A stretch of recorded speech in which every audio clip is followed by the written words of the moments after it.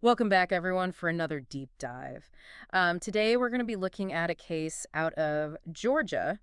And, it's a case that I think really kind of gets to the heart of some of the issues with the legal system. Yeah, those kind of cases that make you scratch your head a little bit. Yeah, this is a case where the defendant was actually found guilty of rape, but then But then the conviction was overturned. because of how the statute of limitations was applied. It's kind of wild. It is wild, and it really, I think, highlights how important the specifics can be when it comes to the law. Absolutely. Mm. Especially when we're talking about something as sensitive and complex as sexual assault. Yeah. So to help us unpack all of this, we've got two sources today. Okay. We've got some excerpts from a blog post by the Richmond law firm, and they talk about this case in detail. Great. And then we also have a case summary from FinLaw. All right.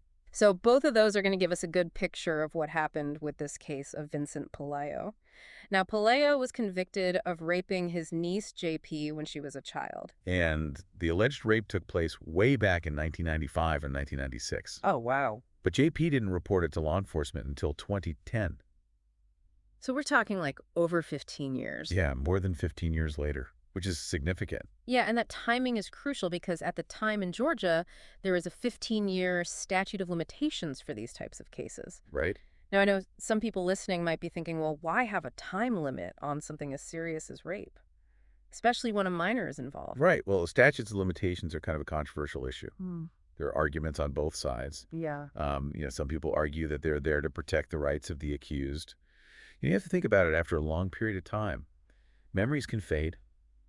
Witnesses can disappear. Evidence can be lost. Yeah, it makes it a lot harder to build a case. Right. So the idea is that it's not really fair to the defendant to try to defend themselves against charges that are, maybe based on shaky evidence after so much time has passed. That makes sense. But on the flip side, what about the victims? We know that it's sadly not uncommon for survivors of sexual assault, especially those who were abused as children, to wait years, even decades sometimes, to come forward. Yeah, that's the other side of the argument, right? Yeah. That statutes of limitations, especially in these cases, might actually end up protecting abusers and denying justice to the victims who might need time to process what happened to them and to feel ready to come forward. And that's really where those arguments clash in this case, right? Because you've got this delayed reporting, but then you also have this legal technicality with the statute of limitations. Right. And it's important to note that there are exceptions to these statutes of limitations. They're called tolling provisions. Okay. And these provisions basically pause the clock. Yeah. Especially in cases involving minors. Okay.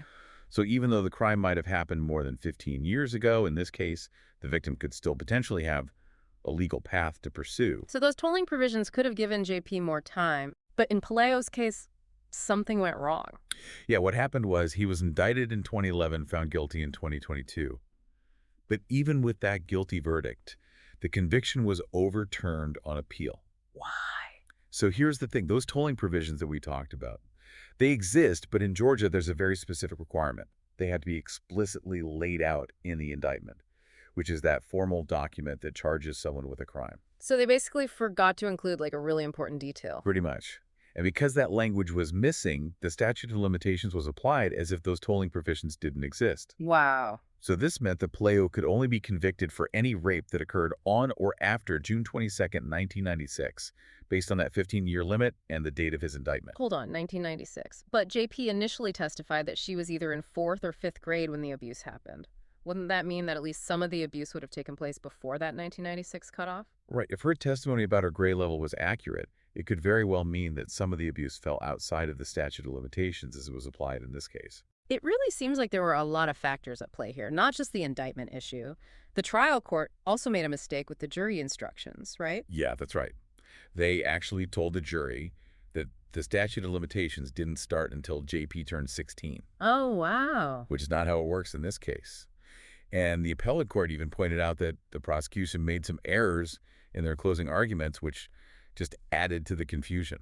So even though a jury found PELAYO guilty the way the case was handled with the indictment and the jury instructions, it created enough problems to get his conviction overturned. Exactly. Wow, so much to unpack there. Yeah, it's a complicated case. I'm curious what happens next.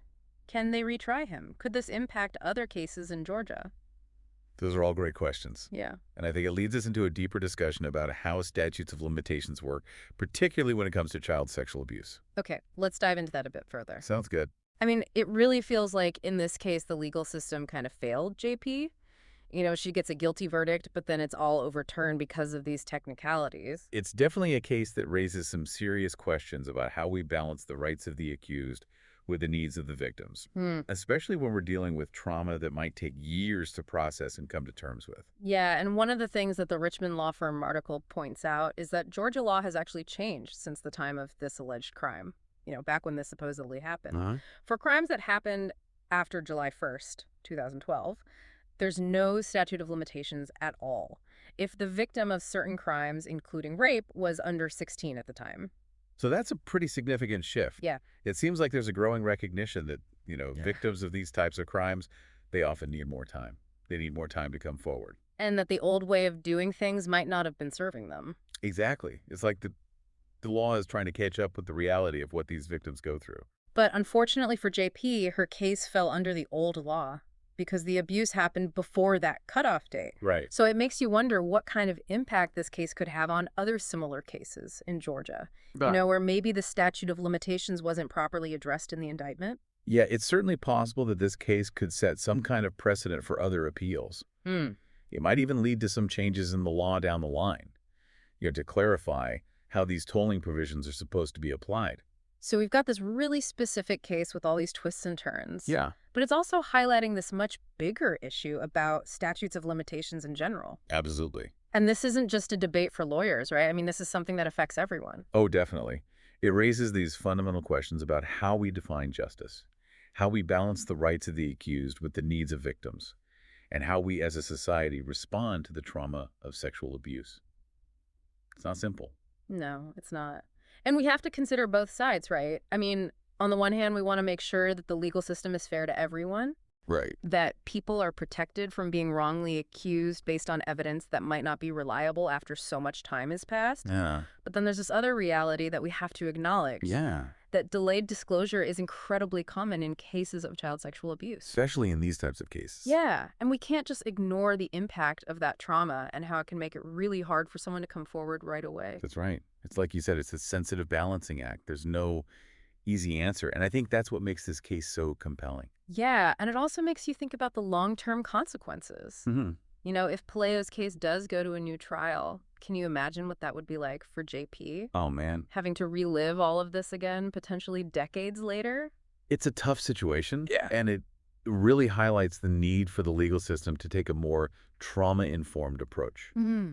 Re-traumatizing a victim through a retrial is a real concern, and it's something that needs to be taken seriously. It all goes back to this idea of finding the right balance. How do we make sure that the process is fair while also acknowledging the unique challenges that victims of child sexual abuse face? That's the million-dollar question. Mhm. And it's something that I think lawmakers and legal experts are going to be wrestling with for a long time. This PELAYO case is just one example, Right. but it really shows how complicated these issues can be. It's a reminder that the law isn't just about abstract principles. It's about real people. It's about people's lives. Yeah. And a lot of times those lives have been touched by trauma and by pain. Absolutely. So as we wrap up this part of the deep dive, Cool. Yeah. I think it's safe to say that we're left with a lot to think about. And we're going to continue exploring this whole issue of statutes of limitations in the next part. Looking forward to it. This whole case really makes you wonder, should there even be a statute of limitations for these kinds of crimes? Yeah. I mean, when we're talking about child sexual abuse, it's a tough question. It It's is. been debated for years. Yeah. And this PELAYO case just adds another layer to it. Yeah. So let's break it down. What are the arguments for having a statute of limitations? Why do some people think it's important to have these time limits in place? Well, one of the big things is the whole issue of evidence, right? Mhm. You have to think about how reliable that evidence is after a certain amount of time has passed. Okay. Memories can fade. Witnesses might not be around anymore. You can't always track people down. Exactly. And physical evidence, it can deteriorate. It can get lost. So it makes it a lot harder to prove what happened. Right. And then there's the question of whether a defendant can even get a fair trial if we're talking about something that happened decades ago. Yeah, I mean, if you're the one accused in a case like this, you're at a real disadvantage if key pieces of evidence are missing or if people's memories are fuzzy. Absolutely. And it's important to remember that in our legal system, the burden of proof is on the prosecution. They have to prove that you did it. Right. Beyond a reasonable doubt. Mm. And that gets much harder the more time goes by. So in a way, these statutes of limitations are there to protect the rights of the accused. That's one way to look at it. But then you have the other side of the argument. The argument that these time limits actually might end up protecting abusers and preventing victims from getting justice. Right. And that's especially true in cases of child sexual abuse, where it's so common for there to be a delay in reporting. Because it can take years for someone to come to terms with what happened to them. Exactly. There are all sorts of reasons why a victim might not disclose the abuse right away. Fear, shame. Maybe the abuser threatened them. It's not easy. No, it's not. Yeah. And the psychological impact of that trauma could be so powerful. It can take a lot of time and healing before someone feels ready to talk about it. So if you have this strict statute of limitations in place, it could mean that these victims lose their chance to seek justice, even if they do eventually find the courage to come forward. That's the concern. It doesn't seem right. It's a real dilemma. How do we create a system that's fair to everyone? How do we protect the rights of the accused while also making sure that victims have a path to pursue justice? Especially when we're dealing with these really complex situations where there's delayed disclosure. It's tough. No easy answers. No easy answers. I think this PELAYO case is a perfect example of that. It really forces us to confront these questions head on. It shows how messy things can get and how those big legal principles can sometimes clash with the reality of what people are going through. Yeah, those abstract legal ideas have real-world consequences for real people. Absolutely. So as we wrap up this deep dive, we're left with a lot to consider. There's no simple solution to this debate about statutes of limitations.